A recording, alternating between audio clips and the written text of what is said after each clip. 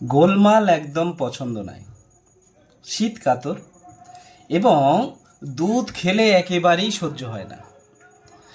তারপরে যে শাকসবজিগুলো যে খাওয়া হয় সেগুলো একদম আস্ত আস্ত গোটা গোটা বার হয়।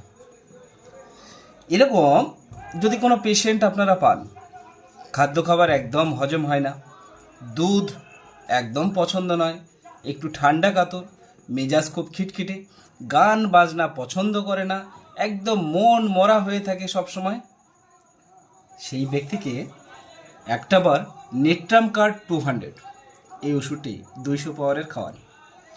2 ফোঁটা করে দিনে দুবার, পরপর 2 থেকে 3 দিন ব্যবহার করুন, দেখবেন দুর্ধর্ষ রেজাল্ট পাবেন।